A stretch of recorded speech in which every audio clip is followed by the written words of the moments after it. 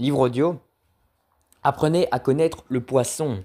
Office national des débouchés agricoles et horticoles. On dira ce qu'on voudra de nos 67 km de côte de la mer du Nord, que tout ce littoral est déparé par des d'hideux immeubles à appartements, que l'on peut y conclure l'impossible mariage entre tourisme, industrie et terrain militaire, que l'on tâte un peu trop le porte-monnaie du touriste, que le soleil brille souvent par son absence, mais il y a une chose qui se maintient au-dessus de toute critique, le poisson fraîchement pêché de la mer du Nord. Cela est bel et bien, mais comment quelqu'un qui n'est pas du pays peut-il être assuré que le poisson est frais? Comment le nettoyer? Quelle espèce de poisson est bonne ou meilleure qu'une autre? Comment le préparer? Oui, nos gens mangent beaucoup de poissons, mais le malheur veut qu'ils se limitent à trop peu d'espèces. Cela n'est pas la faute du consommateur, car où voulez-vous qu'il aille chercher son information? D'accord, finissons-en pour toujours. Nous autres, nous mangerons du poisson depuis plus d'un quart de siècle, 3-4 fois par semaine, frais, vivant naturellement. Nous avons expérimenté ce que fut un plaisir. Nous avons compris bon nombre de trucs et copié-collé de bonnes vieilles recettes de pêcheurs et femmes pêcheurs. Nous en profitons. Nous-mêmes, nos enfants, nos beaux-enfants, nos amis, nos connaissances que nous invitons à un festin du poisson, sommes devenus tous des fanatiques du poisson. Même le dernier hésitant a succombé. Dans cette brochure, nous allons divulguer nos secrets, en mots et en images, pas de photos truquées, bien des dias clairs, simples, directs, pas de préparation ayant leur place dans les restaurants plusieurs étoiles, bien des recettes anciennes, honnêtes, qui font goûter le poisson comme il est. Si jamais vous passez un week-end à la mer, vous saurez quoi faire. Odette et Julien van Remortereux. Apprenez à connaître le poisson. Crabe. Achat. 1. Le crabe est un crustacé d'aspect redoutable, mais extrêmement savoureux. De nombreux poissonniers vendent le crabe cuit. Il n'est pas mauvais du tout, mais le crabe que l'on prépare soi-même est infiniment meilleur. Où peut-on trouver du crabe vivant, non bouilli? Les arrivages sont peu importants. Il faudra donc avoir recours à un marché du poisson, où les pêcheurs et leurs familles vendent eux-mêmes leurs poissons. Les crabes ne sont pas chers du tout, mais il y a un facteur chance qui joue. On ne sait jamais si le crabe est un spécimen plein ou vide. Personne ne peut assurer si le corps du crabe contient ou non ces délicieuses substances crémeuses. On peut être sûr qu'en les ouvrant après cuisson, mais dans le pire des cas, il y a toujours des pâtes, les pinces avec la chair blanche des crabes. Par conséquent, acheter du crabe frais signifie les acheter vivants. 2. Après. Comment passer les crabes à l'eau douce? Comment saisir ce redoutable animal sans le faire pincer ses doigts? Il suffit de le prendre par les côtés. Le crabe agitera ses pattes et ses pinces, mais il ne faut pas s'en soucier. 3. Brosser le crabe avec une brosse semi-dure. Tout le corps est également les pinces et les pattes. Préparation. 4. Utiliser un récipient suffisamment grand pour contenir tous les crabes. Le remplir d'eau de façon que les crabes soient entièrement immergés. Ajouter à l'eau du brin du thym, quelques grains de poivre ou une pincée de poivre moulu, une feuille de laurier, quelques clous de girofle, une pincée de sel. Nous utiliserons une cuillerée à café de sel pour les crabes de taille moyenne, car nous ne mangeons pas très salé, au contraire. 5. Plonger les crabes bien nettoyés dans l'eau bouillante. Les crabes meurent instantanément. Les remettre immédiatement à l'ébullition et laisser bouillir pendant une douzaine de minutes. 6. Sortir les crabes. Devenus d'un beau rouge brun avec un écumoire et les pièces à égoutter.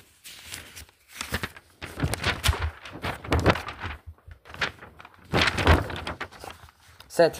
Retirer les pattes et les pinces que l'on brisera au marteau, mais pour cela il faut avoir un coup de main. Si on frappe trop fort, on obtient une bouillie mêlée de morceaux de débris. Si on frappe trop doucement, la carapace ne sera pas assez ouverte pour pouvoir retirer la chair. Le coffre lui aussi doit être brisé d'un coup de marteau, pas trop puissant. Si vous êtes tombé sur le crabe plein, le corps contiendra une substance ferme orange semblable à du fromage vieux. Retirez-le délicatement, passez-le sous l'eau et disposez-le sur un plat. Si vous n'avez pas de chance, vous ne garderez que la partie du corps charnue. Encore un petit coup de marteau pour briser les alvéoles cartilagineuses, emplies de chair, et voilà. Bon appétit. 8. L'ancienne préparation de manger le crabe consistait à se débrouiller avec les 10 doigts pour trouver le bon morceau de chair. C'est excellent avec du pain gris et du beurre de ferme. Les gourmets apprécieront évidemment le vin blanc sec, par exemple. Un vin du Rhin bien frais. On peut aussi, si on préfère les bonnes manières, ôter préalablement toute la chair du crabe, les carapaces et y mélanger de la mayonnaise pour obtenir une délicieuse salade de crabe.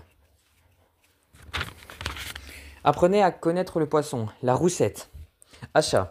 Vous serez peut-être bien sélectionné de savoir qu'il y a de vrais requins en mer du Nord, notamment l'espèce appelée roussette. La roussette ou chien de mer a le corps long et souple, fuselé. Il possède des ouïes Une bouche en retrait munie de dents acérées. Deux nageoires dorsales et une nageoire caudale avec une excroissance vers le bas. Enfin, une double nageoire anale et enfin une petite double nageoire en pointe entre l'anus et la queue. La peau est extrêmement rugueuse. Vous aussi mettez de vieux gants pour le dépouiller, sans quoi la peau de vos doigts y restera. La roussette est de couleur blanc sale parsemée de taches sombres. À partir de la première nageoire dorsale de la coloration devient plutôt rougeâtre. En fait, vous aurez rarement l'occasion de la trouver chez le poissonnet telle qu'elle est décrite ici. Elle aura presque toujours été dépouillée et nettoyée de sorte qu'il ne reste que le corps blanc d'un poisson ressemblant à une anguille. La roussette nettoyée dégage une odeur particulière, plutôt forte, même lorsqu'elle est fraîche. Ce n'est donc pas un point de repère. Le critère sera plutôt la fermeté de sa chair qui doit être ferme et élastique. Ne l'achetez pas si elle semble un peu ramollie. Après, si par hasard vous vous trouvez à acheter une roussette non nettoyée, procédez comme il suit. 2. Posez le poisson sur le ventre et tranchez la tête en la traversant complètement avec la chair. Avec les ciseaux, ouvrez le ventre de l'anus à la tête. 3. Ensuite, coupez le reste de la tête avec des ciseaux. Ôtez les viscères.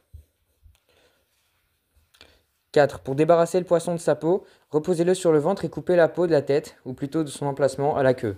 Avec les ciseaux, coupez les parois ventrales qui ne servent à rien. Le but étant de garder les filets du dos, qui constituent d'ailleurs la plus grande part du poisson.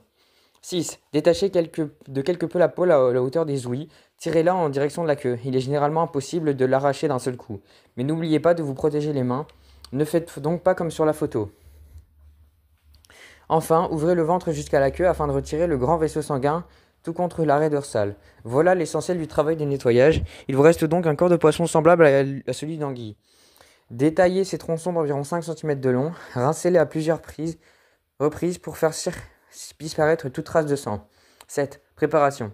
Il vous faut une casserole suffisamment grande pour contenir tous les morceaux du poisson, du vinaigre ordinaire, de l'eau, quelques feuilles de laurier, quelques clous de girofle et quelques grains de poivre. Mettez le laurier, la girofle et le poivre dans la casserole et mélangez l'eau et le vinaigre. Dans quelle proportion, cela dépend seulement de vos goûts. Nous prenons toujours 2 parts d'eau et 1 part de vinaigre. 8. Mettez le mélange dans la casserole, amenez à ébullition, déposez ici doucement les morceaux de poisson. Attention aux éclaboussures, laissez mijoter encore 7 minutes. Piquez le poisson avec une fourchette pour vérifier s'il est au point. Au moyen d'un écumoire, transvasez-le dans un plat avec couvercle. Versez-le dans un court-bouillon Versez le court-bouillon sur le poisson. Bon appétit. 10. Laissez macérer le poisson pendant au moins 3 jours. Vous remarquerez que le court bouillon devient quelque peu gélatineux, mais cela n'a aucune importance. Cela provient du fait que le poisson est extrêmement riche en protéines. La roussette, ainsi préparée, se mange avec du pain. C'est un poisson ferme et savoureux, qui ne pose aucun problème de décortiquage, puisque c'est un poisson osseux, c'est-à-dire que sa chair se détache très facilement. Aucune crainte d'arête. Apprenez à connaître le poisson. Merlan, merlan jaune ou lieu. Achat. Le merlan appartient à la famille du cabillaud, mais il n'a pas de barbe comme le cabillaud. Il possède 3 arêtes dorsales, 2 nageoires caudales et une frange latérale qui se recourbe fortement au milieu du corps. C'est un poisson allongé, long de 40 cm au maximum, mais la plupart sont bien plus petits. La photo représente 2 poissons. En dessous, un merlan proprement dit. Au-dessus, ce que les pêcheurs appellent un merlan jaune. Ce que l'on confond souvent avec le merlan. Leur goût est pratiquement semblable et on les prépare de la même manière. Le merlan et le lieu sont des poissons qui doivent être consommés tout de suite après avoir été pêchés. Leur chair est moins ferme et perd rapidement son élasticité. Les spécimens frais doivent être encore relativement fermes. Il faut que les yeux soient brillants.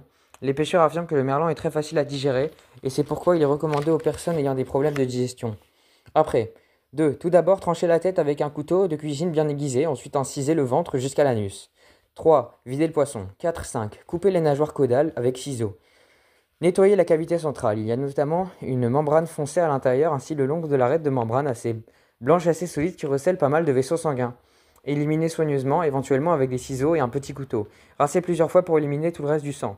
6. Salez légèrement l'intérieur du poisson. La quantité de sel est une question de goût. Ensuite, passez le poisson dans la farine d'ordinaire pour éviter qu'il ne s'attache au fond de la poêle, ce qui poserait de sérieux problèmes au moment de le retourner. Secouez bien l'excès de farine pour obtenir une couche très mince et très suffisante. Et bien suffisante. 7. Faites fondre un peu le beurre dans la poêle. Lorsque la poêle est bien chaude, posez-y le poisson. Le poisson est fait frire à feu modéré. Ne le retournez pas avant qu'une croûte brun doré uniforme se soit formée sur la face en train de frire. Si on le retourne trop tôt, le poisson se défait en lambeaux. Lorsque la seconde face est bien dorée, le poisson est à point. Il faut noter que les merlans de taille petite et moyenne sont frits comme indiqué, tandis que les spécimens de plus grande taille sont généralement bouillis. Avec la chair du poisson débarrassée des arêtes et des peaux, Vous pourrez alors préparer une savoureuse salade de poisson, un plat délicieux et frais pour l'été. 8. Le merlan frit se sert aussi chaud que possible. Ajoutez quelques gouttes de jus de citron, c'est délicieux avec du pain, des pommes de terre, vapeur ou frites. Ouf, il n'y a l'embarras du choix. Servez-le de préférence avec un petit vin blanc frais et sec. Après, apprenez à connaître le poisson, anguille. Achat. Quand l'anguille est-elle fraîche? C'est très simple, lorsqu'elle est encore vivante. L'anguille est un animal très résistant qui peut vivre un bon moment hors de l'eau. Les pêcheurs côtiers, ceux de notre littoral en tout cas, remontent régulièrement une part d'anguille dans leur filet. De mai à septembre, on les retrouve alors au marché des pêcheurs, mais l'acheteur est généralement obligé d'écorcher lui-même les anguilles. La plupart des vendeurs n'étant pas disposés à le faire. Après, nous supposons donc que vous rentrez avec une potion d'anguille vivante. Comment procéder? Les vendeurs d'anguilles vivantes mettent généralement leurs marchandises dans un sac de plastique bien noué. Dans la plupart des cas, l'anguille est déjà morte par manque d'oxygène lorsque vous arriverez à la maison. Quant aux spécimens qui ont résisté, il suffit de leur donner un coup sec violent sur la tête. 2. Ensuite, l'écorchage proprement dit. Posez l'anguille sur le ventre, saisissez-la juste derrière la tête et pratiquez une incision le long de sa nuque. Une ouïe à l'autre. Attention, coupez assez profondément pour trancher précisément toute l'épaisseur de la peau. 3. Ensuite, retournez-la sur le dos et incisez de l'anus à la gorge. 4. Avec la pointe du couteau, détachez la peau des hauteurs des ouïes. Autrement dit, faites la liaison entre l'incision du cou et celle du ventre. La peau est à présent incisée tout autour du cou. 5. Encore un petit effort pour dépouiller l'anguille. Détachez la peau à la hauteur des ouïes et tirez-la vers l'arrière. Éventuellement, la saisissant avec un linge ou un papier de cuisine si elle est trop glissante. Arrachez vivement toute la peau d'un seul coup. 6. Videz soigneusement l'anguille. Vous remarquerez, tout contre l'arête, la présence d'un vaisseau sanguin et nerveux. Il faut également le retirer complètement. Cela se fait très facilement avec les pointes d'un couteau appelé les pommes de terre. Grattez bien l'arête de l'anus vers la tête en éliminant toute trace de sang. 7. Il reste à aborder l'anguille. Vous aurez remarqué que l'anguille est dotée d'une nageoire fine et dangereuse, allant de la queue jusqu'à l'anus environ. Retirez les piquants, commençant par la pointe de la queue. En procédant prudemment, vous pourrez généralement les arracher d'un seul coup. Il ne reste pas grand-chose à faire. Tranchez la tête et la pointe de la queue et tronçonnez l'anguille en morceaux de 5 à 7 cm. Rincez soigneusement chaque morceau sous l'eau courante en veillant à ce qu'il ne reste aucune trace de sang. Préparation. Pour ce qui est des ingrédients, comptez par personne environ 200 g d'anguilles nettoyées. Il vous faut encore une casserole d'eau, assez pour que l'anguille soit immergée, un citron, du vinaigre, du maïzena, un peu de persil, de la noix de muscade râpée, du poivre et du beurre. Comme vous le voyez, pas de sel, mais vous pouvez naturellement en ajouter. 8. Faites bouillir l'eau et ajoutez-y successivement l'anguille, le citron rincé coupé en son milieu et pressé presque complètement. Mettez les deux moitiés dans la casserole. La noix de muscade, une bonne pincée mais c'est selon le goût, du poivre, le poivre même remarque, et une noisette de beurre. Amenez le tout à ébullition et ensuite laissez mijoter à feu doux. Lorsque l'anguille est presque à point, ajoutez du persil haché frais. Quand l'anguille est à point, avec la pointe de la fourchette, piquez dans un morceau, il faut que la chair se détache de l'arête. 9. Enfin, diluez un peu de maïzena dans du vinaigre et ajoutez le mélange à l'anguille en remuant jusqu'à l'obtention d'une sauce lisse. Goûtez pour rectifier le goût. Vinaigre, poivre, c'est une des nombreuses préparations de l'anguille au vert. Bon appétit. Le plat est délicieux avec des frites que l'on trempera dans la sauce, mais rien ne vous empêche de servir l'anguille avec des pommes de terre vapeur ou de la purée, même avec des tartines de seigle. Étant donné l'acidité du plat, nous conseillons de ne pas l'accompagner avec du vin, mais de boire plutôt de la bière. Cela dépend évidemment du goût de chacun. Apprenez à connaître le poisson. Plie fraîche ou carrelée, limande, flette ou éplie. Achat. Ces poissons sont tous des poissons de mer plats. Nous les traitons d'une seule fois parce que les caractéristiques de fraîcheur, l'après et les recettes sont identiques. Prenons tout d'abord la limande, le carrelet ou plie franche ou la plie. La photo les représente dans l'ordre indiqué. De gauche à droite, la grande différence entre les carrelets, également la limande et la plie, est que les premiers poissons n'ont aucune tache sur le dos, contrairement à la plie, tache orange. Mais comment reconnaître une limande d'un carrelet? La limande est un poisson allongé, ressemblant à la sole. La tête est moins accusée et un peu plus petite par rapport à un carrelet de même taille. Les nageoires sont légèrement colorées de rouge et pratiquement de même longueur sur tout le corps, alors que les nageoires latérales du carrelet s'élargissent vers la queue. La queue de la limande est toute en nageoire. Celle du carrelet est encore partiellement en prolongement du corps. Seule l'extrémité est nageoire. En ce qui concerne les dessins des écailles dorsales, ceux de la limande ressemblent à ceux de la sole, ceux du carrelet à ceux de la plie. franche, mais sans les taches oranges caractéristiques. Le côté aveugle de la limande et du carrelet est blanc opale, du moins chez les spécimens frais. Le ventre de la limande ressemble beaucoup à celui de la sole. Les nageoires représentent ici et là quelques colorations rougeâtres. Les nageoires du carrelet sont des colorations uniformes, donc sans rouge. Et le côté ventral ressemble à celui de la plie, mais sans le dessin en V caractéristique. La plie est de forme plus arrondie que le carrelet et sur son dos est tacheté de rouge ou d'orange. Le côté aveugle représente de part et d'autre de l'arête principale le dessin en V la chevauchant, enfin le flet. Il est encore considéré, tout à fait à tort, comme un poisson médiocre. Mais goûtez-le donc, vous reconnaîtrez qu'il est certainement au moins aussi bon que les autres poissons plats. Le flet est toujours plus grand que le carrelet et la plie, bien que l'on trouve parfois de très grands spécimens de carrelet et de plie. Son ventre ne représente pas de dessin en V, mais il est irrégulièrement tacheté de rouge et la couleur étant plus blanche que chez le carrelet et la plie. La face dorsale est de couleur variable et irrégulière, allant du gris au brun, beige avec des taches orangées, de contours peu précis. Les nageoires représentent des bandes de couleur rougeâtre. Par rapport à celle de la plie, la queue du flet est nettement plus longue. Comment s'assurer de la fraîcheur de ces poissons? Examinez les yeux. Ils doivent être clairs et transparents. Les poissons plats frais ont une coloration brillante saine.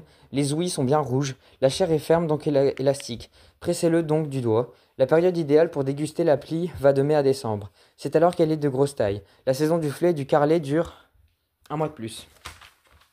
Après, commencez par trancher la tête. Incisez le cou en demi-cercle avec un petit couteau bien aiguisé et tranché. 3. Ensuite, éliminez les viscères.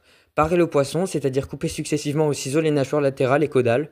4. Pour éliminer toute trace de viscères, ouvrez la peau jusqu'au-delà d'une arête transversale acérée. 5. Avec le pouce ou à la pointe du couteau, éliminez soigneusement le vaisseau sanguin le long de l'arête principale. Rincez-le à plusieurs reprises sous l'eau courante froide, aussi bien à l'intérieur qu'à l'extérieur. 6. Les poissons plats seront frits à la poêle avec un peu de beurre. Si le poisson est plutôt grand, comme le filet sur la photo, rien ne vous empêche de le couper en largeur. Certains préfèrent passer le poisson dans la farine avant de le passer à la poêle, mais s'il est réellement frais, vous pouvez l'utiliser une poêle à fond anti-adhésif. C'est tout à fait superflu. Faites frire le poisson à feu moyen jusqu'à qu'une croûte brun doré soit formée au fond. Détachez délicatement la peau à la spatule.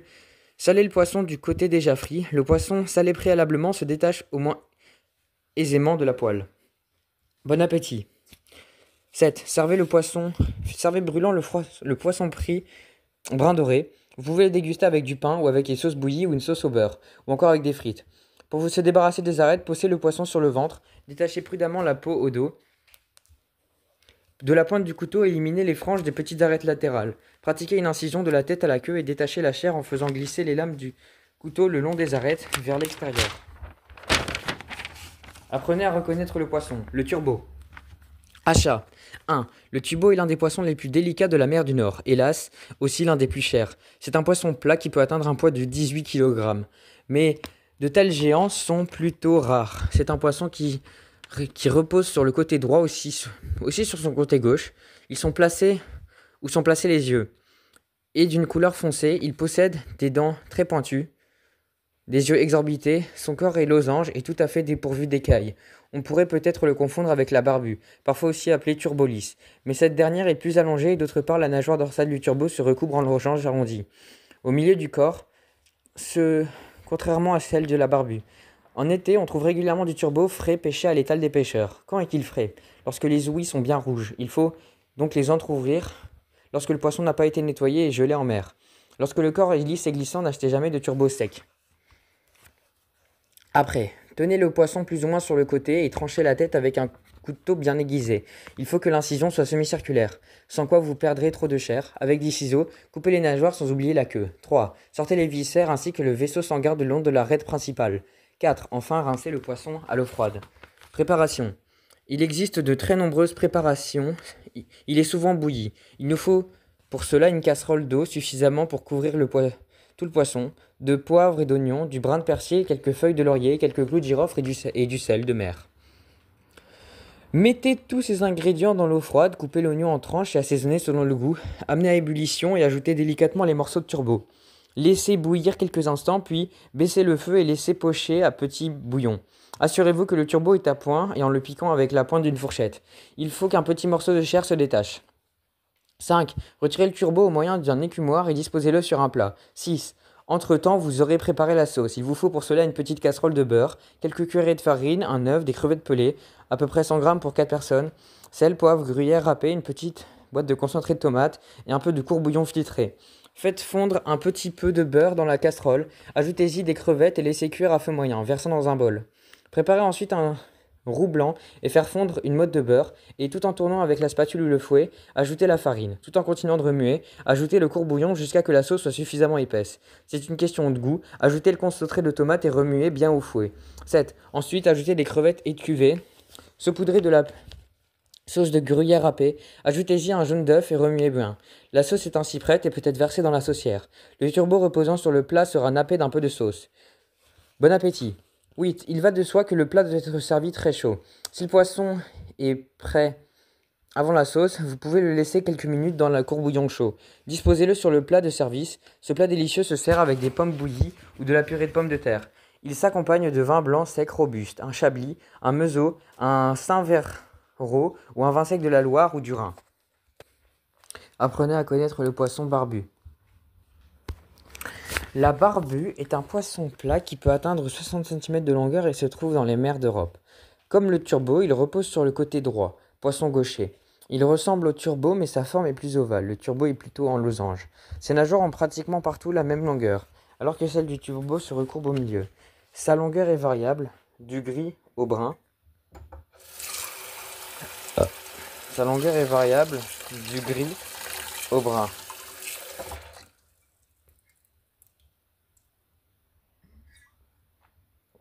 En passant par le vert, avec des taches sombres et des points blancs. A noter en passant, une femelle adulte produit en une seule fois 500 000 à 1 million d'œufs. Question de fertilité. Comment reconnaître une barbue fraîche? La principale critère de la grande fermeté de sa chair. Si votre doigt pressant la chair s'y enfonce, n'achetez pas cet exemplaire. En trouverez des ouïes pour vérifier leur coloration rouge. Il faut aussi que le corps soit brillant et glissant. La barbue amenée par les bateaux qui passent en mer plusieurs jours en mer est généreusement vidée. Si vous trouvez des barbues vivantes à l'étal des pêcheurs, n'hésitez pas à les acheter. Après, 2. Tenez le poisson plus ou moins sur le côté pour lui trancher la tête. Pour cela, suivez la courbe de l'ouïe, des ouïes pour ne pas perdre trop de la chair. 3. Coupez toute la nageoire avec des ciseaux bien affûtés. 4. Videz la barbue de ses viscères, sans oublier les vaisseaux sanguins clos par une membrane, long de l'arête dorsale que vous éliminez avec la pointe d'un couteau et pelez les pommes de terre. Si la barbue est particulièrement grande, n'hésitez pas à la découper en tronçons suffisants pour une personne. Coupez d'abord le poisson au milieu dans le sens de la longueur en suivant l'arête dorsale. Ensuite, découpez chaque moitié de tronçon dans le sens de la largeur. Rincez abondamment chacun des morceaux, laissez égoutter, puis séchez le poisson avec du papier de cuisine ou un linge. Préparation. Nous avons choisi de préparer la barbue en papillote. Le turbo peut aussi se préparer de cette manière.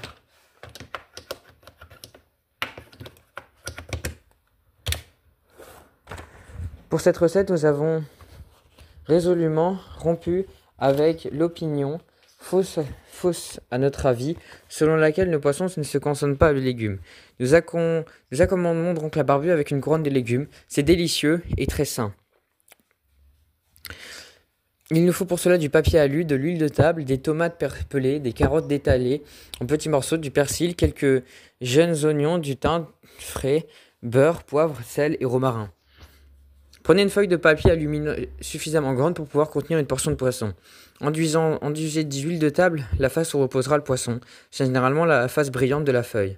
Disposez la barbue et rangez les légumes tout autour. Quelques tomates, puis un peu de leur jus, une cuillerée de carottes, un brin de persil, quelques éclats d'oignon, un brin de thym. Assaisonnez et ajoutez un peu de romarin. Posez une noix de beurre par-dessus le poisson, fermez la feuille d'alu. Veillez qu'elle soit suffisamment large pour son contenu, mais sans qu'il y ait de fuite. 6. Posez les papillotes dans un plat allant au four et enfournez-le à 225 degrés. Il devra rester dans le four pendant 60 à 75 minutes selon la taille du poisson. Vous pourrez toujours entrouvrir les papillotes et piquer la fourchette et vérifier si la barbue est prête. Bon appétit. Cette préparation doit être servie brûlante. Posez simplement chaque papillote sur une assiette en évitant que vous vous brûlez les doigts. Laissez vos invités le plaisir d'ouvrir eux-mêmes les papillotes. Ils seront enchantés d'un délicieux fumé qui s'en échappe. Servez-le avec des pommes bouillies, que vous déposerez simplement dans la sauce, à déguster avec un petit Moselle bien frais. Moselle. Lot ou bourdrois ou diable de mer. Achat. Aucun autre poisson n'a sans doute perçu autant d'appellations. Le nom latin est Lophius piscatorius. On a aussi appelé crapaud de mer ou paresseux. On a rarement l'occasion de le voir parce que son horrible tête est tranchée et jetée en mer par les pêcheurs, de sorte qu'il n'en reste que la queue. Il n'y a pas si longtemps, les pêcheurs rejetaient par-dessus bord. On ne pouvait imaginer que pareil poisson pût être si délicieux. Un jour, quelqu'un s'est avisé de la délicatesse de cette chair et depuis la lotte transfigure sur la carte des grands restaurants de poissons. Il faut noter que la lotte est un poisson osseux, c'est-à-dire qu'il est dépourvu d'arêtes. Sa colonne vertébrale étant cartilagineuse et facilement détachable, donc pas de chipotage à table. Chez le poissonnier, la lotte est représentée nettoyée. Si vous l'achetez directement au bateau, elle servira encore sa livrée noire, sa grande tête, sa queue et sa peau grise et visqueuse. Quand est-elle fraîche? Dans tous les cas, sa chair doit être ferme et vraiment blanche. Mais l'odeur est encore le meilleur repère. Comme la raie, elle dégage une odeur assez forte. 2. Si le poisson n'a pas été dépouillé de sa peau, il faut commencer par l'enlever. C'est très simple. Vous la détachez un petit peu sur le dos, le côté le plus grand, puis vous tirez d'un seul coup la direction de la queue. 3. Vous coupez avec des ciseaux la queue et la nageoire dorsale plutôt négligeable. Vérifiez que toutes les membranes et les vaisseaux sanguins éventuels sont bien éliminés. Enfin, rincez abondamment à l'eau froide. 4. Préparation. Le poisson étant bien dégoûté, nous allons préparer un plat digne d'un festin. Prenez tout d'abord des coquilles Saint-Jacques, une grande ou 3 petites par personne et mettez-les dans des petites casseroles avec du vin blanc sec. Faites-les cuire de 5 à 7 minutes. 5. Décortirez les crevettes jusqu'à obtenir 100 à 125 g de crevettes épluchées. Laissez mijoter pendant quelques minutes et passez le fumet de crevettes en chinois. Prenez un plat allant au four, au beurre légèrement et disposez-y les morceaux de lotte. Assaisonnez selon le goût et ajoutez les coquilles Saint-Jacques et parsemez les crevettes. 6. Faites fondre une grosse noix de beurre et une petite casserole à feu doux, saupoudrez de beurre fondu d'une cuillère de farine, tout en remuant sans arrêt avec le fouet. Versez le reste du fumet de crevettes dans le vin de cuisson avec des coquilles Saint-Jacques. Avec ce mélange, préparez un roux blanc, beurre et farine. C'est-à-dire verser le mélange dans le roux, tout en mûrissant jusqu'à l'obtention d'une sauce lisse relativement épaisse. Ajoutez-y un peu de pili-pili en poudre ou en morceaux, et une pincée d'ail en poudre. Tout en continuant à remuer, ajoutez une petite boîte de sauce concentrée avec de la tomate et de la sauce gruyère râpée. Bon appétit. Enfin, mettez le plat dans le four chauffé à 225 degrés pendant environ 45 minutes. 8. Réservez le poisson avec des pommes bouillies, de la purée ou du riz accompagné d'un chablis ou un saint-véro, bien qu'un vin fransoni soit très convenable et dégustez cet ange de la mer. Langoustine. Achat. La mer du Nord ne nous fournit pas seulement des fameux homards, si bons et si coûteux, mais également une espèce bien plus petite, à peu près de la taille d'une écrevisse de rivière, la langoustine. En outre, le mini-homard de la mer du Nord est un réel délice, mais on le trouve rarement cru, parfois à la minque au poisson ou dans certaines poissonneries. Les habitants du littoral cherchant trop spécialement les langoustines dont les pêcheurs ont déjà ôté la tête. Elle ne contient pratiquement pas de chair.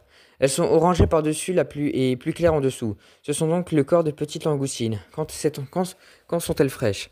C'est assez difficile à dire, mais elles se vendent généralement si rapidement que cela ne pose pas de problème. Elles n'ont pas le temps de se gâter. L'odorat peut également être utile à cet égard. Les langoustines qui ne sont pas fraîches dégagent une odeur désagréable et en outre la chair visible de la tête où était rangée est devenue un peu collante. Après, 1. L'opération la plus importante consiste à rincer les langoustines à plusieurs reprises sous l'eau courante. N'oubliez pas de les nettoyer entre les pattes, où il peut rester un peu de saleté. Ajoutez une petite pincée de sel à l'avant-dernière eau de rinçage, puis rincez-la une dernière fois. Préparation. Mettez dans le feu la casserole d'eau, suffisamment pour couvrir toutes les langoustines. Ajoutez une feuille de laurier, quelques clous de girofle, sel et poivre. Amenez à ébullition et plongez-y les langoustines. Attention aux éclaboussures. 3. Un peu d'écume peut se former en cours d'ébullition. Écumez, laissez mijoter une dizaine de minutes. À ce moment, les langoustines seront certainement à point. 4. Égoustez-les et laissez refroidir. Les jetez l'eau de cuisson, elle ne servira plus. 5. Il s'agit maintenant de décortiquer les langoustines. Vous les ouvrez avec le bout des ongles, mais le bord de la carapace peut être très coupant. Il faut donc mieux utiliser des ciseaux. Coupez la carapace dans le sens de la longueur, de la tête à la queue. De cette manière, vous pourrez ouvrir l'objet sans ôter et l'ôtez sans vous piquer. 6. Il reste la queue. Pressez-la légèrement et retirez-en délicatement la chair. De cette manière, la chair peut rester entière. 7. Enfin, il ne vous reste que de la chair, dépourvue d'arêtes et de débris. Chez le poissonnier et l'étal des pêcheurs, vous trouverez presque toujours des langoustines cuites. Elles ne sont pas mauvaises du tout, mais si vous les cuisez vous-même, elles seront beaucoup moins salées et de toute façon bien meilleures. Bon appétit. 8. Il y a 100 manières de déguster les langoustines, avec les doigts ou enrobées de mayonnaise, avec des tartines ou des toasts, ou encore avec des cressonnettes et des frites. Comme accompagnement, un bon verre de bière ou un vin blanc sec. Buquin. Achat. Tout d'abord, il faut savoir que sur le côté belge, ils l'appellent woulk, plus communément wouloc. C'est un mollusque gastropode, une sorte d'escargot de mer, carnivore se nourrissant de crabes et de mollusques. Les Romains en consommaient déjà. Comment savoir s'ils sont frais? C'est très difficile. La meilleure assurance que les acheter à l'étal des pêcheurs, un buquin qui a déjà perdu la fraîcheur répand très rapidement des odeurs désagréables. 1. Les buquins contiennent beaucoup de sable, il faut donc les rincer à plusieurs reprises. Remuez-les dans l'eau, brossez-les également avec une brosse dure. De toute façon, comptez qu'il faudra les rincer au moins 5 fois. Préparation.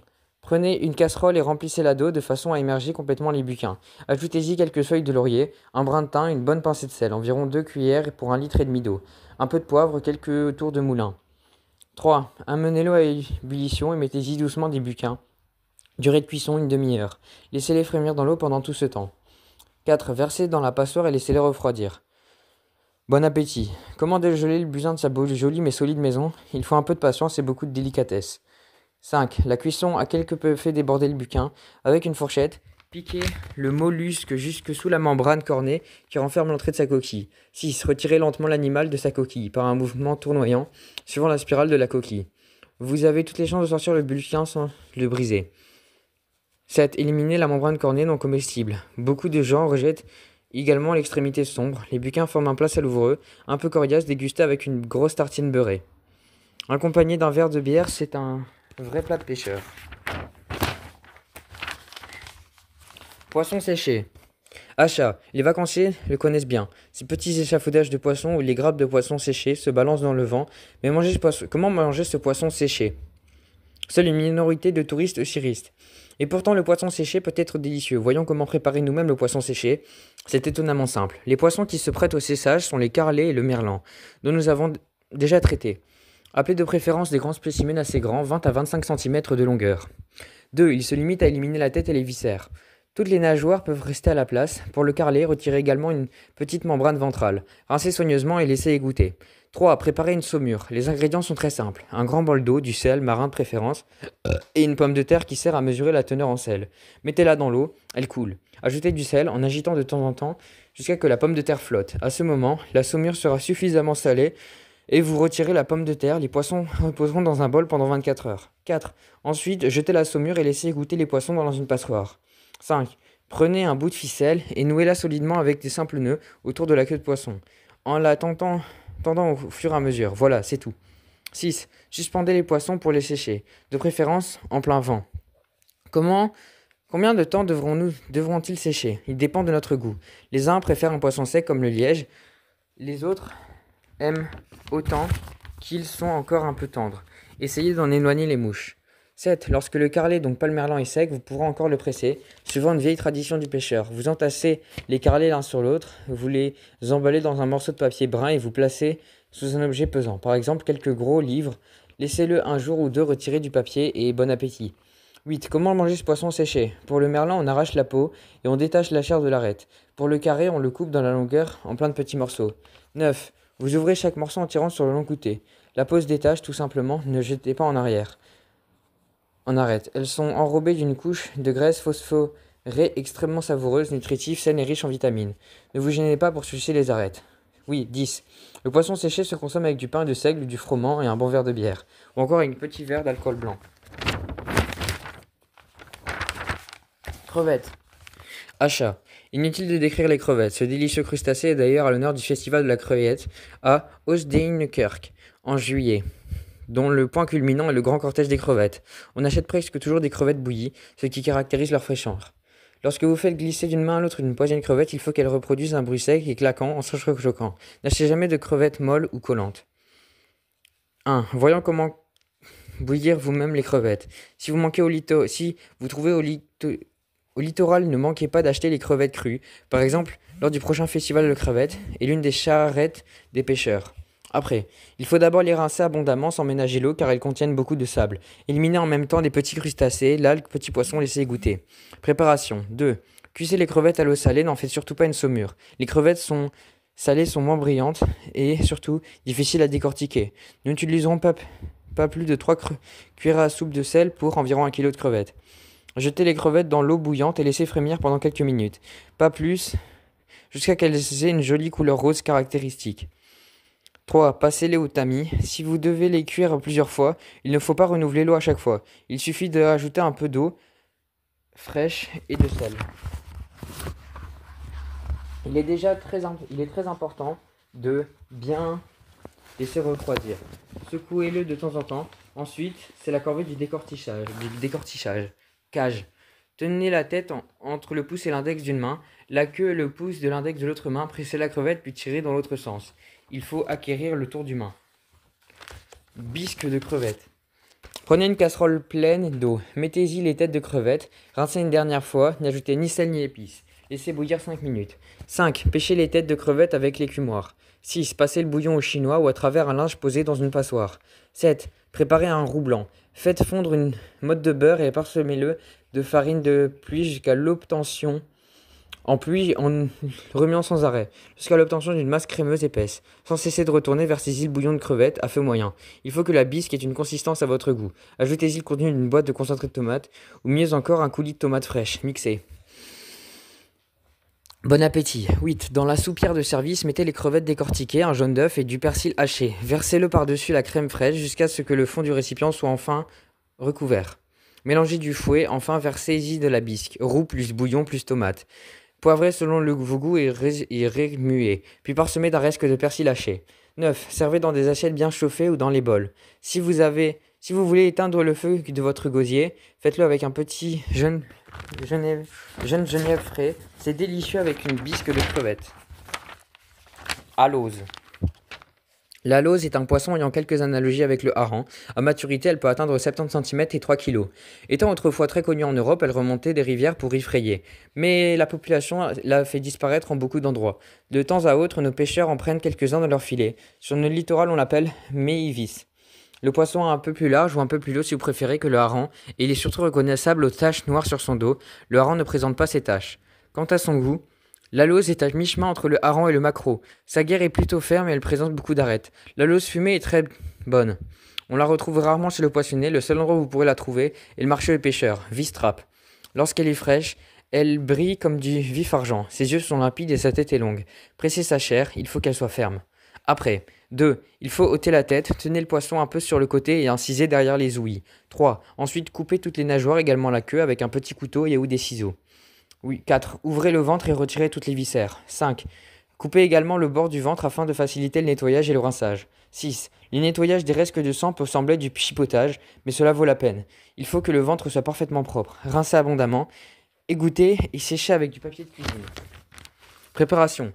Faites fondre une beurre dans la poêle anti-adhésive à feu modéré. Posez le poisson dans le beurre brûlant mais non bruni. 7. Si le poisson est plutôt gros, salez l'intérieur du ventre. 8. Faites frire à feu doux jusqu'à ce que les traces de la lauze soient brun doré. Détachez-la délicatement avec une spatule et retournez-la. 9. Salez et poivrez ensuite la face frite. Faites dorer l'autre part. Lorsqu'elle est presque à point, salez et poivrez-la également. Bon appétit. 10. Servez le poisson brûlant avec du pain ou bien des pommes de terre ou de la purée. Par exemple avec une sauce aigre. Certains n'aiment pas ce poisson en raison de ses nombreuses arêtes, mais la lauze est un poisson qui demande de la patience. Il faut cueillir très prudemment avec la fourchette et le couteau. Et la chair délicieuse entre les arêtes. C'est plus facile qu'on ne le croit.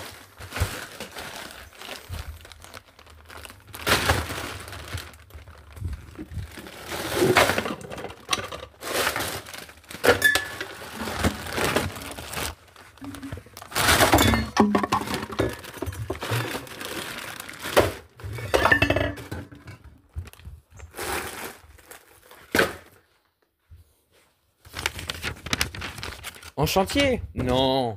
Congre. Achat. Ce poisson est également appelé anguille de mer. Sur notre littoral, les pêcheurs l'appellent kungel. 1. Il ressemble effectivement à une anguille ordinaire, mais il a des différences évidentes. Chez l'anguille, les bas joues sont protubérantes alors qu'elles sont en retrait chez le congre. Il possède une nageoire dorsale qui commence à la hauteur des nageoires pectorales. Chez l'anguille, elle commence plus en arrière. En outre, le congre peut atteindre 2,70 cm et lorsque les pêcheurs ramènent un tel monstre, il vaut mieux se tenir à l'écart car il happe tout autour de lui par saccades. Le congre représente chez les poissonniers est généralement nettoyé. Sa chair doit être d'un beau blanc, ferme et non glaireuse. Après, si vous achetez un congre non nettoyé, procédez comme suit. Tranchez la tête avec un grand couteau bien affûté. Coupez toutes les nageoires et le bout de la queue. 4. Toujours avec des ciseaux, ôtez le ventre pour ôter les viscères. Ouvrez. 5. Nettoyez complètement le ventre, membrane et vaisseau sanguin. 6. Avec le grand couteau, tronçonnez le poisson en un morceau de 5 cm environ. 7. Rincez plusieurs fois des morceaux à l'eau courante. 8. Égouttez. Préparation. Le congre peut être étuvé ou fumé. Les deux préparations sont délicieuses, mais le congre fumé contient pas mal d'arêtes. Lorsqu'il est étuvé, il ajoute notamment du vinaigre et les arêtes, sauf l'arête principale, se dissolvent pour ainsi dire. Nous préférons donc l'étuvé. Il faut pour cela du vinaigre ordinaire, de l'eau, du sel marin, des grains de poivre, quelques clous de girofle, des feuilles de laurier et un citron en rondelles. Mélangez dans l'eau et du vinaigre selon vos goûts. Nous mettons un peu plus d'eau que de vinaigre. Ajoutez tous ces ingrédients puis un peu de sel de mer. Puis un peu de sel. 9. Amenez à ébullition et ajoutez le poisson. Laissez frémir 10 à 15 minutes. Piquez-le du bout d'une fourchette. Il faut pouvoir pénétrer facilement jusqu'à l'arête sans que la chair ne s'en détache. Attention, le congre a la chair très compacte.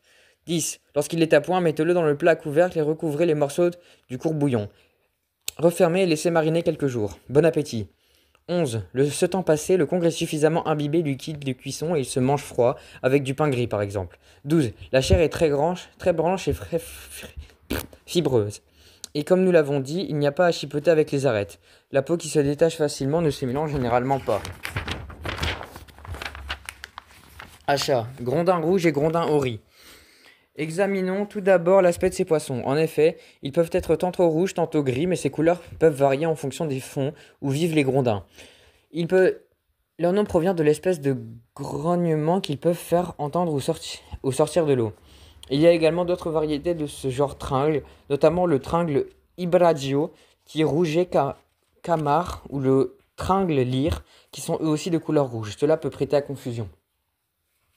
Le grondin rouge présente une ligne latérale lisse. Le grondin gris gormand a le flanc ponctué de taches. Le trigle est rayé verticalement, ce qui lui donne l'aspect d'une fermeture éclair refermée. Comment reconnaître la fraîcheur de ces délicieux poissons? Il est bien sûr préférable de l'acheter aux échoppes des pêcheurs. Ils ne sont pas nettoyés, ils sont raides et visqueux, ils ont les yeux brillants et les ouïes rouges. Les yeux petits grondins peuvent être grillés, les plus grands seront étuvés et préparés. Après, attention au nettoyage car le grondin peut être piquant. Tranchez tout d'abord la tête, assez grande. 1. Derrière les grandes nageoires ou éventail, coupez la peau du ventre avec des ciseaux. 2. Ouvrez le ventre de la gorge à l'anus puis retirez les viscères. 3. Coupez les nageoires. Les nageoires ventrales ne posent pas de problème, mais les nageoires dorsales sont épineuses. Il vaut mieux les découper avec un petit couteau bien aiguisé. Coupez de la queue jusqu'à la tête, coupez enfin la queue. 4. Ouvrez entièrement la cavité ventrale jusqu'à au-delà de l'anus et éliminez soigneusement tous les vaisseaux sanguins. Rincez plusieurs fois en repoussant les restes de sang avec le pouce. Préparation. 5. Nous avons opté pour une recette comportant beaucoup de légumes. Les ingrédients, sel marin, poivre, carottes en dés, blanc de poireaux, céleri, oignon, citron, beurre de farine. Faire rissoler les légumes en julienne dans le beurre fondu. Ne pas les laisser prendre couleur. 6. Lorsqu'ils sont presque à point, y ajouter du vin blanc. 7. Y poser les poissons et laisser étuver à feu doux. 8. Disposer les poissons sur un plat de service chauffé. Ajoutez la sauce de filet avec du jus de citron et de la lierre, 50% de beurre et 50% de farine. Bon appétit. 9. Servir le poisson brûlant. Napper chaque assiette de sauce accompagnée d'un petit vin blanc fruité. Servir avec des pommes de terre frites ou bouillies. La peau du grondin est plutôt coriace et ne se mange donc pas. La partie la plus charnue, sauf après de l'arête centrale, contient pas mal d'arêtes. C'est en fait la fragile cage thoracique du poisson. Il faut donc prendre le temps de la décortiquer. Mais avec la délicatesse de cette chair blanche et savoureuse, en vaut la peine. Aigle fin. L'aigle fin est un poisson du type cabillaud, mais il en diffère. Il n'a pas de ligne latérale noire, mais possède lui une tache sombre au-dessus des nageoires pectorales. Il se pêche abondamment dans le nord de l'océan Atlantique, mais on ne trouve jamais que nettoyé. Seuls les grands bateaux de pêcheurs qui restent parfois des semaines en mer le fournissent. Dans le commerce, on le trouve soit frais mais vidé, soit fumé, soit salé. En Scandinavie, on le suspend lavé à des perches pour le faire sécher, d'où le nom stockfish. Il ne se mange pas très couramment dans nos régions. Les gens préfèrent le poisson frais, nous ne saurons leur donner tort. Pour acheter de l'aigle fin frais, il faut faire confiance à son poissonnier. Le poisson est mort depuis un certain temps. Il a été conservé dans la glace sur le bateau, mais il faut qu'il date de la toute première pêche. Dernière. Quoi qu'il en soit, n'achetez jamais d'aigle fin dont la chair est devenue brunâtre, ni qui sente mauvais, bien sûr. Après, nous commençons maintenant le rituel du nettoyage. Tranchez la tête juste derrière les ouïes, coupez les nageoires avec les ciseaux, y compris la queue, jusqu'à ouvrir le poisson jusqu'au-delà de l'anus. 1. Retirez le poisson et les viscères. 2. Coupez le poisson jusqu'à à peu près en deux, à peu près à hauteur de l'anus. 3. Pour que l'aigle fin soit parfaitement propre, procédez avec précaution, puis saisir la partie avant la plus charnue du poisson et le poser sur le dos. Avec des ciseaux, coupez au travers des plus grosses arêtes, de part et d'autre des arêtes principales, avec un petit couteau bien tranchant. Continuez à détacher la chair le long de l'arête dorsale jusqu'à ce qu'elle soit complètement dénuée. Ensuite, tranchez cette arête à hauteur de l'anus ou un peu au-delà. Retirez ainsi facilement l'arête détachée sans abîmer la chair.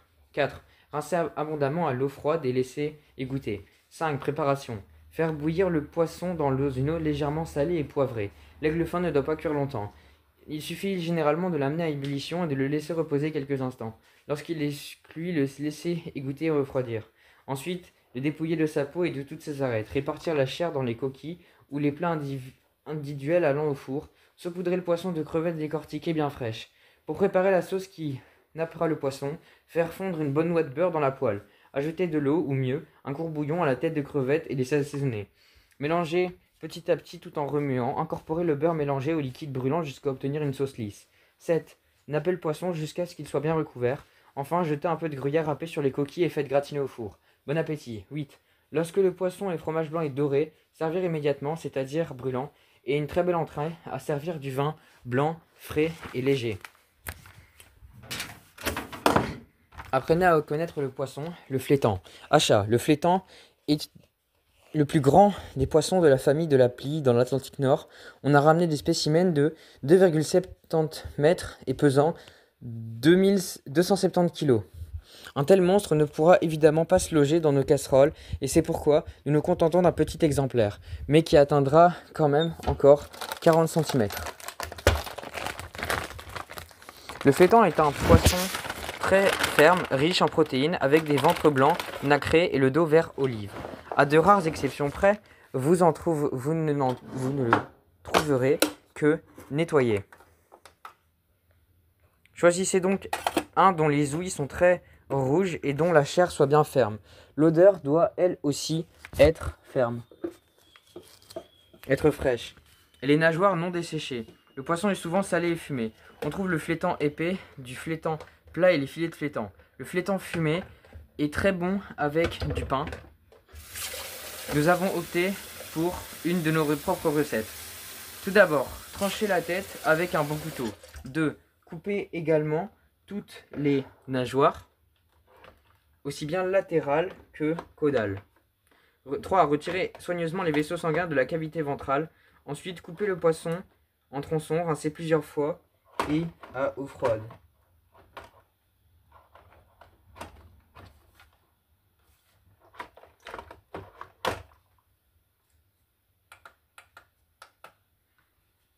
Laissez égoutter et sécher sur un linge ou du papier de cuisine. Préparation. 4. Ingrédients: du vin blanc sec, du persil, de petits oignons, des cornichons, des capres, du citron, de la farine et du beurre de ferme, un œuf, du sel. Mélangez moitié beurre et moitié farine. Faites fondre un peu de beurre dans un plat allant au four. Salez les morceaux de poisson et rangez-les dans le plat. 5. Arroser du poisson de vin blanc de façon à le recouvrir aux 2/3. 6. Couvrir le plat avec une feuille en alu et placer dans le four à une température de 225 degrés Celsius. Laisser cuire au four de 45 à 60 minutes environ. Enfin, la cuisson presque terminée, vérifiez avec une fourchette si le poisson est à point. Entre-temps, coupez les cornichons en rondelles. Lorsque le poisson est prêt, retirez du four et gardez au chaud dans le plat de service.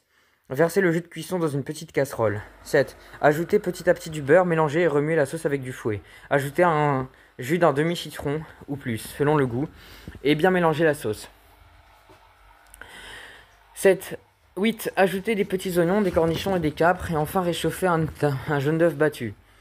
Réchauffez la sauce, mais sans bouillir, et versez sur le poisson. 9. Décorez le plat de quelques rondelles de citron et parsemez de persil haché. Servir très chaud avec des pommes bouillies, mettre le reste de la sauce dans une saucière et servir avec le poisson.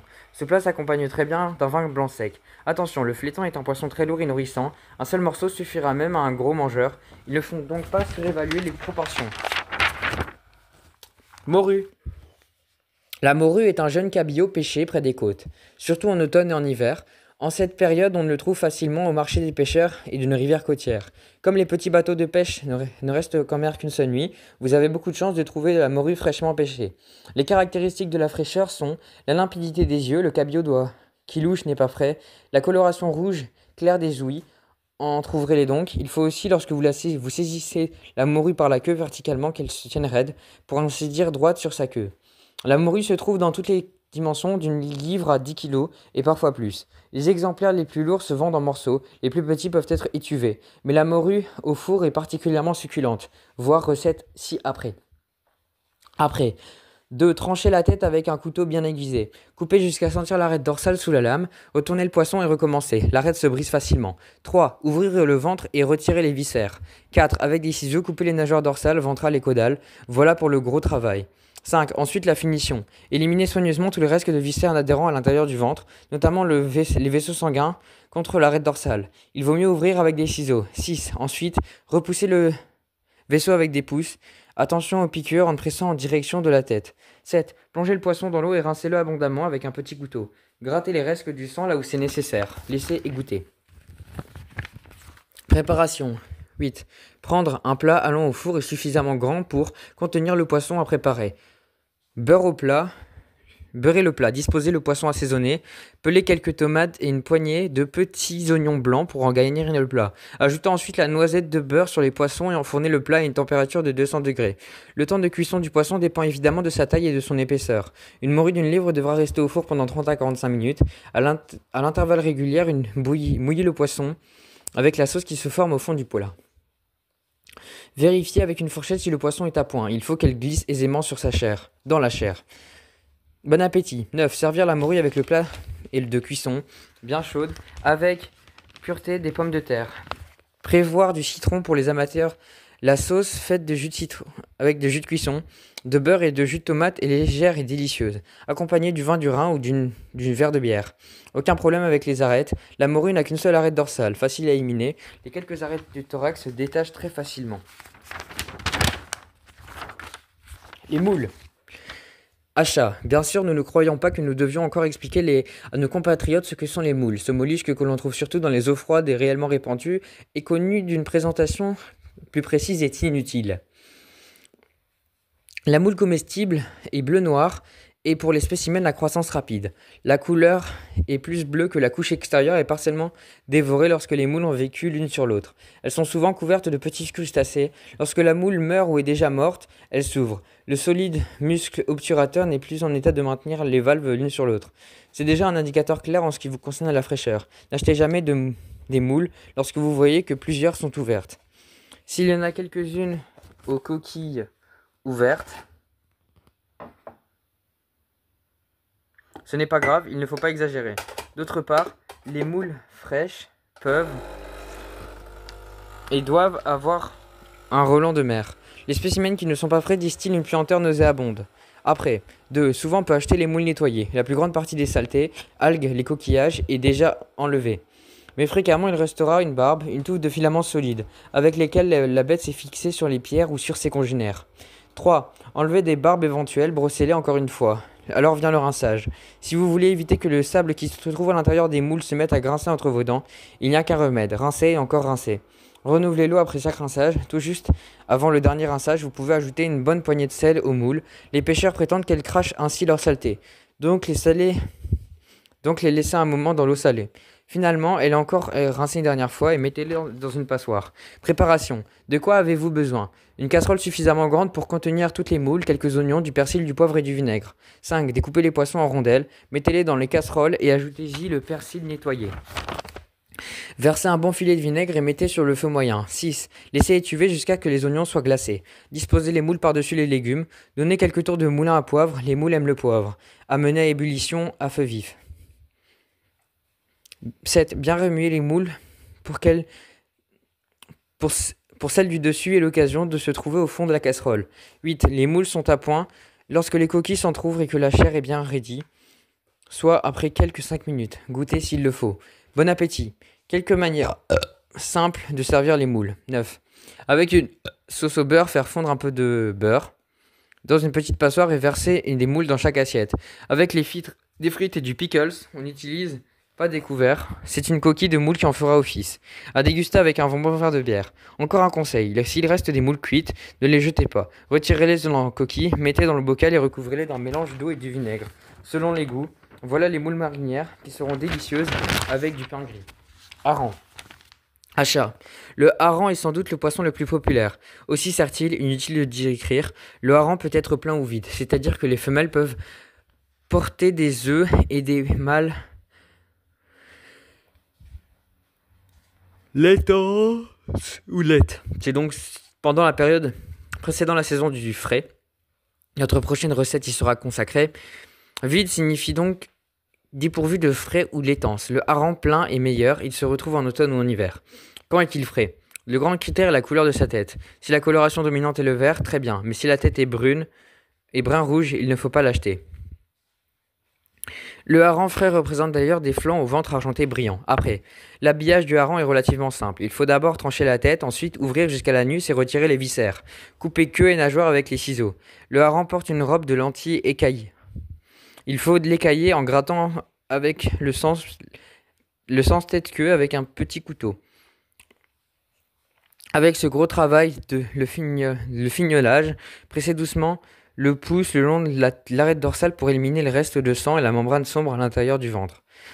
Grincez abondamment l'eau froide et laissez goûter. Préparation. Vous pouvez bien sûr griller le hareng ou le frire, mais nous pouvons le faire mariner dans le vinaigre. Prenez un plat creux suffisamment grand pour contenir tous vos harengs nettoyés. Salez le fond du plat de façon à le recouvrir. Posez une couche de hareng préalablement salé sur le ventre, une couche de sel par-dessus, puis à nouveau une couche de sel et ainsi de suite. Refermez le plat et laissez mariner une quinzaine de jours. Après ce délai, le sel sera devenu saumur et le poisson en sera imprégné. Mettez une couche de hareng par-dessus, tête bêche, ensuite une couche d'oignon. La couche supérieure étant formée d'oignons. Lorsque le plat est peint, recouvrez le hareng et oignons du mélange vinaigré. Ajoutez quelques feuilles de laurier, éventuellement quelques clous de girofle et des rondelles de citron. Après 2 ou 3 jours, vous pourrez goûter votre hareng mariné. Notez qu'il ne peut se conserver indéfiniment puisqu'il ne s'agit pas de vraie saumure et qu'il n'y a pas de conservateur. Il faudra le consommer dans 10 jours à peu près. Bon appétit. Le hareng mariné est un vrai régal. On peut le manger avec du pain, des frites, une salade et de la mayonnaise, etc. Un dernier petit conseil, le hareng mariné est détaillé en lanière et un excellent amuse-gueule avec plein de petits verres d'alcool blanc. Servez-le avec des rondelettes d'oignon. Il en sera imprégné. Plongez le hareng dans l'eau pendant toute la nuit. Le lendemain, rincez à plusieurs reprises à l'eau froide et laissez goûter. Entre-temps, vous aurez nettoyé la peau à saumure et vous l'emplissez d'un mélange de vinaigre blanc et d'eau. Goûtez pour vérifier l'acidité. Nous conseillons 2 parts d'eau et 1 part de vinaigre. Pelez quelques gros oignons et coupez-les en rondelles de quelques millimètres d'épaisseur. Tapissez le fond de quelques rondelettes. La sole, ou le sole, je sais pas. La sole est l'un des poissons des poissons pois les plats les plus appréciés. Il repose presque toujours sur le côté gauche, bien que nous avons déjà rencontré un spécimen gaucher. Le dos est de couleur grise, non tacheté, le ventre est blanc, le corps est bordé latéralement d'une frange épineuse. La nageoire caudale est petite. Comment savoir si la sole est fraîche? Ce qui compte est sûrement l'aspect brillant en quelque peu humide. Il faut se méfier des soles glaireuses qui ont une couleur terne et qui manquent tout à fait de fermeté, c'est-à-dire inertes, n'offrant pas de résistance à la pression. Elles sont déjà nettoyées, dont l'intérieur a été vidé par une incision. Peuvent être tout à fait consommables car elles sont congelées avant le transport, mais elles ne sont certainement plus de leur toute première fraîcheur. La sole se trouve à tous les prix dans toutes les dimensions. Un spécimen d'une trentaine de centimètres n'est pas à mépriser, mais nous préférons les plus petites, dont la chair est bien plus délicate, les soles de la longueur d'une main. Après, dans tous les cas, il faut enlever la peau du dos. 2. Poser la sauce sur le dos. Inciser sous la tête avec un petit couteau bien aiguisé. Couper à travers l'arête de la chair en arrêtant jusque avant la peau grise qui reste donc intacte. 2. Retourner le poisson. Saisir la tête à moitié, la tirer vers l'arrière et arracher la peau grise d'un coup sec tout en maintenant le poisson de l'autre main. 3. Retirer les viscères. 4. Couper la queue, j'ai bientôt fini. Et ensuite les nageoires latérales, franges. 5. Au moyen d'un ciseau, enlever la rangée des fines arêtes qui provenant des viscères. Les restes de sang éventuels s'enlèvent alors facilement. Bien rincer le poisson. Renouveler l'eau quelques fois, s'assurer que toutes les traces du sang ont disparu, jusqu'à obtenir un poisson parfaitement blanc. 6. Bien sécher les poissons nettoyés avec les disposés par paire, c'est-à-dire un poisson avec les côtés écorchés vers le haut et un autre par-dessus avec une côté écorchée vers le bas.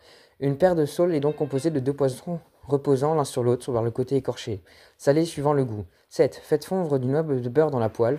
Lorsque la poêle est brûlante, y déposez les paille et frire à feu doux. Il faut que l'intérieur des poissons soit bien cuit pendant tout le temps où les faces extérieures deviennent dorées. Il faut donc éviter une flamme trop forte. Lorsque les soles sont bien cuites sur une face, il faut qu'elles n'adhèrent plus à la poêle, les retourner et faire l'autre face. Bon appétit. 8. Les perces de saules sont ainsi frites et se mangent chaudes. Elles sont délicieusement arrosées d'un filet de citron, accompagnées de pain, une purée de tomates, de pommes de terre ou de frites, le cas échéant avec un petit vin de Moselle bien frais. Un petit conseil pour déguster la saule, les mangeurs de poissons ne savent pas toujours que faire des petites arêtes à ce moment-là. Manger de la saule est une misère. Aussi, découvrez le bord des petites arêtes avec le couteau à poisson et détachez délicatement en procédant calmement. On détache le bord en une seule fois. Ensuite, ouvrez le poisson en coupant le long de l'arête dorsale, ce qui permet de détacher les filets et des grandes arêtes. C'est aussi simple que cela. Œufs et laitance. Achat. Cette fois, nous ne traiterons pas d'un poisson de la mer du Nord, mais d'une partie bien précise du poisson, à savoir les œufs et la laitance. 1. Les œufs sont en réalité les ovaires du poisson femelle. La laitance est la substance blanchâtre et les molles sécrétées par les glandes des mâles, dans lesquelles le frais se développe. Il n'y a pas de raison de faire la grimace. Œufs et laitance sont délicieux et en outre très nutritifs. Ovaire du poisson contient des milliers de petits œufs non fécondés. Les poissonniers ne vendent pratiquement que des œufs de cabillaud, produits en quantité énorme pendant la période de frais. La laitance est d'une couleur plus claire, elle ne contient pas d'œufs et ressemble à du foie décoloré. On ne la trouve pas en magasin, il faut l'acheter des harengs frais pleins en hiver pour déguster des œufs et la laitance. Si vous ouvrez le hareng plein, faites-le délicatement pour éviter que la pointe du couteau ne déchire la membrane enveloppant les œufs. Après quelques tentatives, vous réussirez facilement. Après, veillez à ce qu'aucun ne reste de viscères et n'adhère aux œufs ou à la laitance. 2. Plongez rapidement et très prudemment les œufs et la laitance dans l'eau. Rincez délicatement et laissez égoutter dans un tamis. 3. Séchez sur du papier de cuisine. Préparation. Les petits morceaux seront frits, les grands seront préalablement bouillis et détachés en lanière avant de passer à la poêle. On peut aussi marquer les œufs bouillis dans les frites, faire fondre un peu de beurre dans une poêle anti-adhésive. 4. Disposez les œufs et l'étance dans une poêle brûlante, salée et poivrée. L'essentiel est de maintenir la flamme très petite. Un feu trop vif les ferait éclater et il vous resterait qu'une croûte dure. Il faut donc procéder très lentement. Lorsque la face inférieure est dorée, retournez les morceaux et attendre que l'autre face soit également brun doré. Bon appétit. 5. Servez des œufs de laitance aussi chauds que possible. Plus question de faire la grimace, les œufs frits sont croquants. La laitance est un peu plus grasse, le plat est délicieux avec des tartines de beurre de ferme. Ou bien avec des pommes de terre avec une sauce aigre. Nous osons parier que vous ne jeterez plus jamais les œufs ou la laitance, ce serait dommage de les gaspiller. En effet, la nature s'est arrangée pour que tout ce qui sert à la reproduction soit particulièrement soigné. Les œufs et la laitance sont des aliments nourrissants et riches en phosphore, excellents pour les visages pâles. Sprat. Les gens qui n'habitent pas le littoral ne connaissent pas tous ces petits poissons de 10 à 15 cm, du moins celui de la mer du Nord, et qui ressemble au hareng. Ces petits poissons vivent en banc au milieu des jeunes harengs, avec lesquels on les confond souvent. 1. Le sprat a un éclat plutôt vert que bleu sur le dos. Le hareng est plutôt bleu. Les flancs sont argentés. Lorsqu'il est frit, il doit être d'aspect brillant, et sa tête en aucun cas ne doit avoir de coloration brun-rouge. Ces délicieux petits poissons ne se trouvent qu'en hiver. Après. 2. Ne pensez pas que le nettoyage de poissons si petits soit un supplice. Aucun poisson ne se nettoie aussi facilement que le sprat. Il suffit de le rincer plusieurs fois à l'eau courante. 3. Ensuite, laissez égoutter dans un tamis, séchez-les sur un papier de cuisine, c'est tout. Préparation. Les seuls ingrédients nécessaires sont du beurre ou de la margarine et du sel. Ils sont indispensables, comme pour tous les poissons, de disposer d'une poêle à revêtement anti-adhésif. Mettez-la à feu doux, ajoutez une noisette de beurre, pas plus car le sprat est plutôt gras. Le beurre doit être brûlant, mais non brun. 4. Tapissez le fond de la poêle d'une couche de sprat et laissez-les frire à feu doux. Il faut qu'il se forme une croûte brun doré. Retournez prudemment à des sprats pour vous en assurer. 5. Ensuite, retournez les sprats avec une palette et faites frire l'autre face. Bon appétit. Ces petits poissons se servent brûlants avec du pain, éventuellement avec de la purée de pommes de terre, les frites ou de la sauce, au beurre ou aigre. Les sprats se mangent traditionnellement avec les doigts. Ôtez la tête, tenez-les par la queue et mordez dans les filets du dos en détachant l'arête. Un vrai amateur de poisson enlève la tête et mange le poisson tout entier, arête, viscère, tout compris. Viscère et la queue compris. Personne n'en est jamais mort. Sommaire. Crabe, russette, raie, merlan jaune ou lieu, maquereau, anguille, plifrette ou carlet, limande, flé et pli, turbo, barbu, lotte ou bourdrois ou diable de mer, langoustine, buquin, poisson séché, crevette, alose, congre, grondin rouge et grondin gris, aigle fin, flétan, morue, moule, hareng, saule, œuf et laitance.